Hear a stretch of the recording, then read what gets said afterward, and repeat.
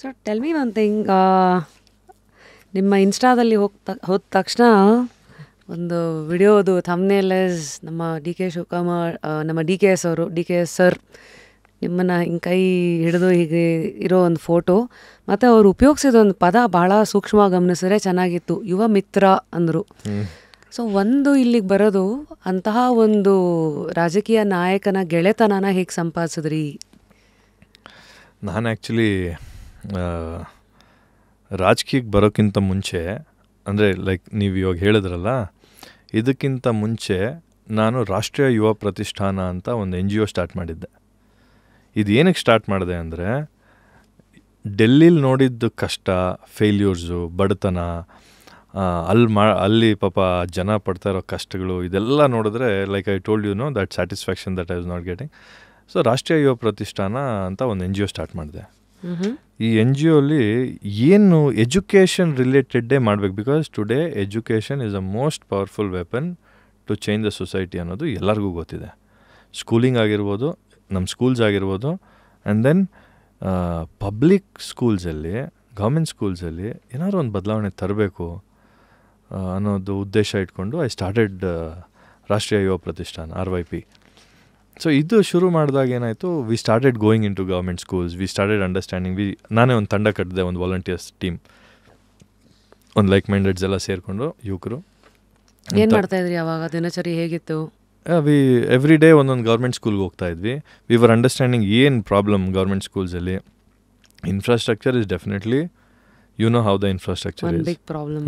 ಅದು ಎಲ್ಲ ಕಾಣುತ್ತೆ ಆಚೆ ಕಡೆ ಕಾಣುತ್ತೆ. But when you go inside, what is the problem, how are the students, how are the teachers, how are the parents, ಇದನ್ನೆಲ್ಲ ನಾವು ಅರ್ಥ ಮಾಡ್ಕೊಳಕ್ಕೆ ಶುರು ಮಾಡಿದ್ವಿ. ಹಾರ್ಡ್ವೇರ್ ಸಾಫ್ಟ್ವೇರ್ ಎಲ್ಲದು ಅರ್ಥ ಮಾಡ್ಕೊಳಕ್ಕೆ ಶುರು ಮಾಡಿದ್ವಿ.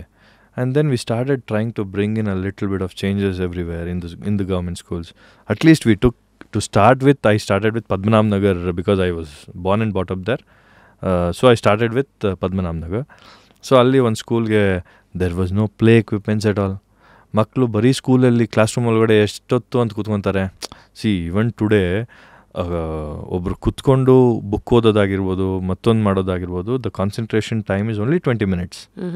Isn't it? ಸೊ ಈಗ ಆ ಗ್ರೀಕ್ ಫಿಲಾಸಫರ್ ಯಾರೋ ಒಬ್ರು ಹೇಳ್ತಾರಲ್ಲ, ಅಟೆನ್ಷನ್ ಡೆಫಿಸಿಟ್ ಜನ್ರೇಷನ್ ಅಂತ ಈಗ ಕರೀತಾ ಇದ್ದಾರೆ ಇವತ್ತಿನ ಜನ್ರೇಷನ್ನ.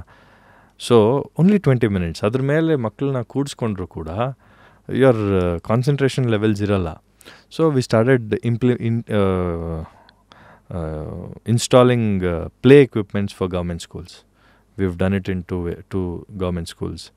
And then we started bringing them counseling sessions. We started giving them counseling sessions.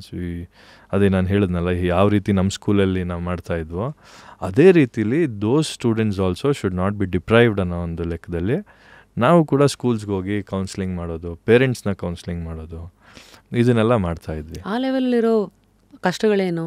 ಆ ಪೇರೆಂಟ್ಸ್ ಆಗಲಿ, ಆ ಬ್ಯಾಕ್ಗ್ರೌಂಡ್ ಆಗಲಿ, ದೇರ್ ಆಲ್ ವೆರಿ ತುಂಬ ಕಷ್ಟದಿಂದ ಮಕ್ಕಳನ್ನ, ಪೇರೆಂಟ್ಸ್ ಅಂತೂ ಇದರ್ the mother is a home, ಅಂದರೆ ಇದು ಏನು ಮನೆ ಕೆಲಸಕ್ಕೆ ಹೋಗ್ತಾ ಇರ್ತಾರೆ, ಆರ್ ಸೊ ಆ ಥರ ನಾನು ಹೇಳ್ತಾ ಇರೋದು. So there all like that. Auto drivers ಮಕ್ಕಳಿರ್ತಾರೆ.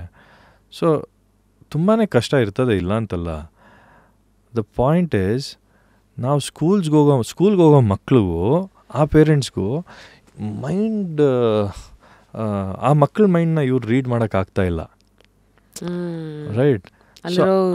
ಸೊ ದೇ ಎಕ್ಸ್ಪೆಕ್ಟ್ ನಾವು ಈ ಮನೇಲಿ ನಾವಿದ್ದೀವಿ, ನಿನ್ನ ಲೈಫು ಕೂಡ ಇದೇ 4 ಗೋಡೆ ಮಧ್ಯ ಬೆಳಿಬೇಕು, ಇಷ್ಟೇ ನಮ್ಮದು ಜೀವನ ಅನ್ನೋದನ್ನ ಆ ಮಕ್ಕಳ ತಲೆಗೆ ಹಾಕಬಾರ್ದು ಅಂತ ನನ್ನ ಉದ್ದೇಶ. So we started telling them. ಒಂದು ಅಬ್ದುಲ್ ಕಲಾಮ್ರು ಕೂಡ ಯಾವ ಪರಿಸ್ಥಿತಿಯಿಂದ, ಎಷ್ಟು ಕಷ್ಟದಿಂದ ಒಬ್ಬರು ರಾಷ್ಟ್ರಪತಿಗಳಾಗಿಲ್ವಾ? ರೈಟ್. ಸೊ ಈ ಥರ ಎಕ್ಸಾಂಪಲ್ಸ್ನ ಅವರು ಕೋಟ್ ಮಾಡಿ ವಿ ವಾಂಟೆಡ್ ಟು ಫಸ್ಟು ಏನಂದರೆ, ಇಂಟೆನ್ಷನ್ ಏನು ಅಂದರೆ, ಅವ್ರಿಗೆ ಆ ಒಂದು ಆ ಕಾಂಪೌಂಡ್, ಆ 4 ಗೋಡೆಯಿಂದ ಆಚೆ ಬಂದರೆ ಸಾಕವರು ಅನ್ನೋ ಒಂದು ಇಂಟೆನ್ಷನ್ ಇಟ್ಕೊಂಡು we started entering into government schools counselling them. ನಾನು ಯಾಕೆ ನಗ್ತಾ ಇದ್ದೀನಿ ಅಂದರೆ, ನಾನು ಅವಾಗಿಂದ ನಿಮ್ಗೊಂದು ಅಬ್ದುಲ್ ಕಲಾಮ್ರ ಕತೆ ಹೇಳಬೇಕಂತ ಮನಸ್ಸಲ್ಲಿ ಇಟ್ಕೊಂಡು, ನಾನು ನೀವು ಯಾವಾಗ ಪಾಸ್ ತೊಗೋತಿರೋ ಅಂತ ಹೇಳೋಷ್ಟರಲ್ಲೇ ನೀವು ನೋಡಿದ್ರೆ ಹೆಸರು ತೊಗೊಂಡ್ಬಿಟ್ರಲ್ಲ. So can I finish the story? Can I tell you the story? ಅಂದರೆ ಅಬ್ದುಲ್ ಕಲಾಮ್ರು ಎಲ್ಲೋ ಒಂದು ಕಡೆ ಹೋಗ್ತಾರಂತೆ ಸರ್. ಅಲ್ಲಿ ಕುರುಡರು ಇರ್ತಾರೆ, ಸೊ ದಿವ್ಯಾಂಗರು. ಅವ್ರನ್ನ ನೋಡಿದಾಗ ಜನರಲಿ ಅವರು ಬೀಯಿಂಗ್ ಹಿಮ್ ಜನರಲಿ ಹೀಗೆ ಮಾತಿಗೆ ಹೇಳಿದಾಗ ಅಲ್ಲೊಬ್ರನ್ನ ಕೇಳ್ತಾರಂತೆ, ಕಾಣ್ದೇ ಇರೋ ಒಬ್ಬ ಹುಡುಗನ್ನ, ಏನಪ್ಪ ನೀನು ಏನಾಗಬೇಕಂತ ಇದೆಯಾ ಅಂತ.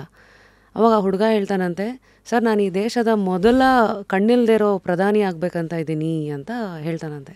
ಅವಾಗ ಅದನ್ನು ನೋಡಿ ಬೇಸಿಕ್ಲಿ ಅಬ್ದುಲ್ ಕಲಾಮ್ರದ್ದು ಇದು ಕನಸು ಕಾಣೋದ್ರಲ್ಲಿ ಯಾವತ್ತೂ ಚೌಕಾಸಿ ಮಾಡಬಾರ್ದು ಅಂತ. ಎಂತ ಅಂದರೆ ಅವಂದು ನೋಡಿ ದೇಶದ ಮೊದಲ ಬ್ಲೈಂಡ್ ಇದಾಗ್ತೀನಿ ಅಂತ ಅಂದರೆ ಡೆಫಿನೆಟ್ಲಿ.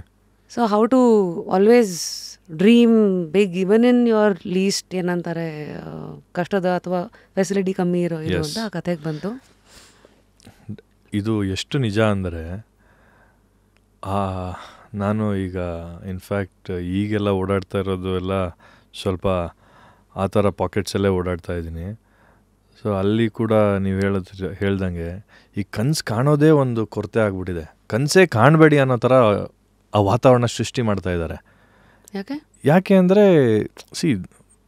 ದೇ ಫಿಕ್ಸ್ ದೆಮ್ ಸೆಲ್ಫ್ನು, ನಾನು ದುಡಿಯೋದಿಷ್ಟೇ, ನನ್ನ ಕೈಲಿ ಆಗೋದೇ ಇಷ್ಟು. ಹಾಸಿಗೆ ಇದ್ದಷ್ಟು ಕಾಲು ಚಾಚುನ ಹಾಸಿಗೆ ಇದ್ದಷ್ಟು ಕಾಲು ಚಾಚು ಅನ್ನೋದನ್ನು ಮಕ್ಳಿಗೆ ಯಾಕೆ ಹೇಳ್ಕೊಡ್ಬೇಕು? ಈ ರೀತಿ ದುಡ್ಡು ಖರ್ಚು ಮಾಡೋದ್ರಲ್ಲಿ ಅದು ಓಕೆ, ಬಟ್ ಕನಸು ಕಾಣೋದ್ರಲ್ಲಿ ಎಜುಕೇಷನ್ ಒಂದು ಕೊಟ್ಟರೆ, ಕೆ ಆರ್ ನಾರಾಯಣನ್ ರಾಷ್ಟ್ರಪತಿಗಳು, ಅವರು ಕೂಡ ಕೇರಳಲ್ಲಿ ಎಂಥ ಬಡತನದಿಂದ ಬಂದರು, ಎಷ್ಟು ಸೋಲ್ಗಳನ್ನ ಅನುಭವಿಸಿದ್ರು, ಅವರೇ ರಾಷ್ಟ್ರಪತಿಗಳು. Let us take examples. Retrospectively when we look at things, all that we need is self motivation. ನಮ್ಗೆ ಯಾರ್ದು ಬೇರೆಯವ್ರ ಮೋಟಿವೇಶನ್ ಬೇಕಾಗಿಲ್ಲ, ಕೊಡೋದು ಇಲ್ಲ ಬಿಡಿ ಇವತ್ತಿನ ಪರಿಸ್ಥಿತಿಲಿ.